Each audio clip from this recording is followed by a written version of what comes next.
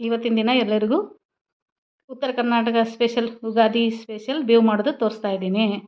ಇವಾಗ ನಾನು 1 ತಾಸು ಮುಂಚೆನೇ ಹುಣಸೆಹಣ್ಣು ಮತ್ತು ಬೆಲ್ಲವನ್ನು ನೆನೆಸಿಟ್ಕೊಂಡಿದ್ದೆ. ಇವಾಗ ಹುಣಸೆಹಣ್ಣು ಮತ್ತು ಬೆಲ್ಲವನ್ನು ಸೋಸಿ ಹಾಕ್ತಾ ಇದ್ದೀನಿ. ಇವಾಗ ಬೆಲ್ಲದ ನೀರು.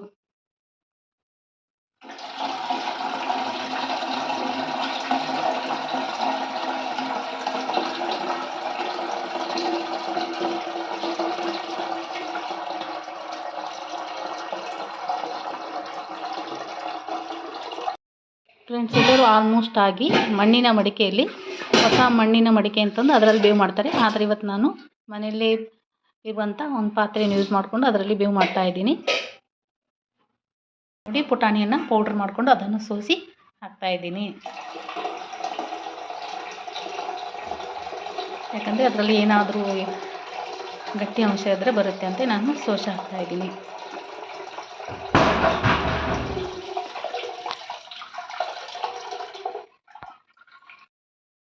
ಬೇವಿಗೆ ಮುಖ್ಯವಾಗಿ ಬೇಕಿರೋದು ಪುಟಾಣಿ, ಹುಣಸೆಹಣ್ಣು ಮತ್ತು ಬೆಲ್ಲ, ಅವು ಮೂರನ್ನು ಸೋಸಿ ಹಾಕ್ತಾಯಿದ್ದೀನಿ. ಇವಾಗ ನಾನು ತುರಿದ ಕೊಬ್ಬರಿ ಪುಡಿಯನ್ನು ಹಾಕ್ತಾಯಿರುವೆ.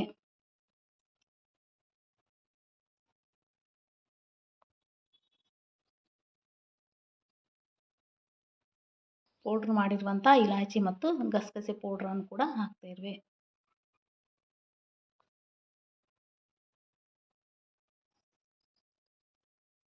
ಇವಾಗ ನಾನು ತುರಿದಿರುವಂಥ ಮಾವಿನಕಾಯಿನ ಹಾಕ್ತಿರುವೆ. ಫ್ರೆಂಡ್ಸ್, ನಾನು ಇಷ್ಟೊಂದು ಎಲ್ಲ ಥರದ ಡ್ರೈ ಫ್ರೂಟ್ಸನ್ನು ಕಟ್ ಮಾಡಿ ಇಟ್ಟುಕೊಂಡಿರುವೆ. ಈಗ ಡ್ರೈ ಫ್ರೂಟ್ಸನ್ನು ಬೇವಿನಲ್ಲಿ ಹಾಕುವೆ. ಎಷ್ಟು ಬೇವಿಗೆ ಹೆಚ್ಚು ಡ್ರೈ ಫ್ರೂಟ್ಸ್ ಹಾಕ್ತೀರ ಅಷ್ಟು ತುಂಬ ಚೆನ್ನಾಗಿರುತ್ತೆ.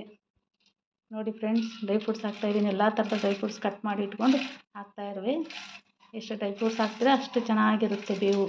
ನಂಗೆ ಡ್ರೈ ಫ್ರೂಟ್ಸ್ ಹಾಕೋದಂದರೆ ತುಂಬ ಇಷ್ಟ. ತುತ್ತಿ ಮತ್ತು ಒಣ ದ್ರಾಕ್ಷಿಯನ್ನು ಮಿಕ್ಸಿ ಮಾಡಿಕೊಂಡಿರುವೆ, ಅದನ್ನು ಕೂಡ ಹಾಕುತ್ತಿರುವೆ. ತುತ್ತಿ ಮತ್ತು ಒಣ ದ್ರಾಕ್ಷಿ ಮಿಕ್ಸಿ ಮಾಡಿ ಹಾಕುತ್ತಿರುವೆ.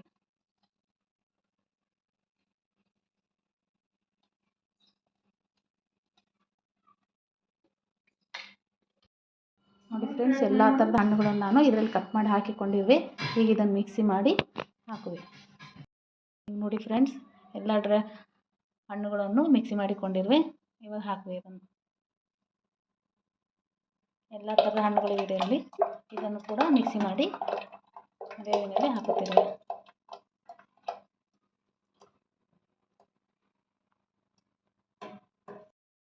ಫ್ರೆಂಡ್ಸ್, ಆಲ್ಮೋಸ್ಟ್ ಬೇವು ರೆಡಿಯಾಗಿದೆ. ಇವಾಗ ನೋಡಿ, ನಾವು ಬೇವನ್ನ ಪೂಜೆ ಮಾಡ್ತಾ ಇದ್ದೀವಿ. ನೀವೆಲ್ಲರೂ ಹೊಸ ಮಡಿಕೆ ತಂದು ಅದರಲ್ಲಿ ಬೇವು ಮಾಡಿ, ತುಂಬ ಚೆನ್ನಾಗಾಗುತ್ತೆ. ನಾನು ಮನೆಯಲ್ಲಿರೋ ಪಾತ್ರೆ ಉಪಯೋಗಿಸ್ಕೊಂಡು ಬೇವು ಮಾಡಿದ್ದೀನಿ. ಆಲ್ಮೋಸ್ಟ್ ಬೇವು ರೆಡಿಯಾಗಿದೆ. ಇವಾಗ ಪೂಜೆ ಮಾಡ್ತಾ ಇದ್ದೀವಿ.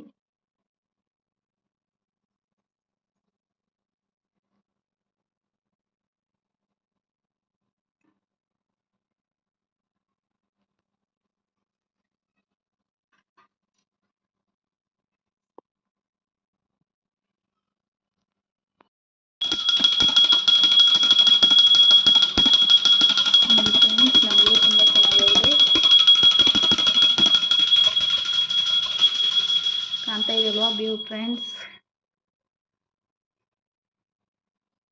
ನೋಡಿ,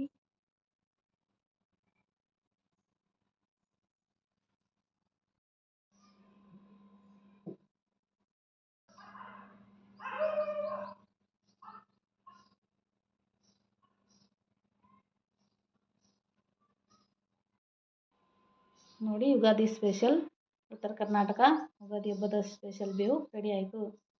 ಎಲ್ಲರಿಗೂ ಯುಗಾದಿ ಹಬ್ಬದ ಶುಭಾಶಯಗಳು. ಬನ್ನಿ ಬೇವು ಕುಡಿಯೋಣ. ನೋಡಿ, ತುಂಬ ಚೆನ್ನಾಗಿದೆ ಬೇವು. ಬನ್ನಿ ಫ್ರೆಂಡ್ಸ್, ಬೇವು ಕುಡಿಯೋಣ. ಉತ್ತರ ಕರ್ನಾಟಕ ಸ್ಪೆಷಲ್ ಬೇವು. Ready for all. Thank you friends. ಎಲ್ಲರೂ ಹೊಸ ಮಡಿಕೆ ತಂದು ಅದರಲ್ಲಿ ಬೇವು ಮಾಡ್ತಾರೆ. ಯಾಕಂದರೆ ಹೊಸ ಮಡಿಕೆಯಲ್ಲಿ ಬೇವು ಮಾಡೋದ್ರಿಂದ ಅದು ತುಂಬ ತಂಪಾಗಿರುತ್ತದೆ. ನಾನು ಮಡಿಕೆಯಲ್ಲಿ ಮಾಡ್ತಿಲ್ಲ. ಇವತ್ತು ನಾನು ನಮ್ಮ ಮನೆಯಲ್ಲಿರುವಂಥ ಪಾತ್ರೆಯಲ್ಲಿ ನಾನು ಬೇವು ಮಾಡಿದ್ದೀನಿ. ಇದು ನಿಮಗೆ ಕೋಲ್ಡ್ ಇರೋದಿಲ್ಲ. ನಿಮ್ಗೆ ಬೇಕಾದರೆ ಕೋಲ್ಡ್ ಬೇಕಾದರೆ ನೀವು ಫ್ರೀಜರ್ನಲ್ಲಿಟ್ಟು ಕುಡಿಬೋದು. ಹಾಗೆ ಇದು 2 ದಿನ ತನಕ ಹಾಳಾಗುವುದಿಲ್ಲ. ನೋಡಿ ಫ್ರೆಂಡ್ಸ್, ಬೇವು ತುಂಬ ಚೆನ್ನಾಗಿದೆ. ಟ್ರೈ ಮಾಡಿ ಒಂದ್ಸಲ. ಇದ್ರದ್ದೇನಾದ್ರು ಸಾಮಗ್ರಿಗಳ ನಿಮ್ಗೆ ಮಾಹಿತಿ ಬೇಕಾದರೆ ನಾನು ಕೆಳಗಡೆ ಲಿಂಕಲ್ಲಿ ಕೊಟ್ಟಿರ್ತೀನಿ. ಒಂದ್ಸಲ ಚೆಕ್ ಮಾಡ್ಕೊಳ್ಳಿ. Thank you.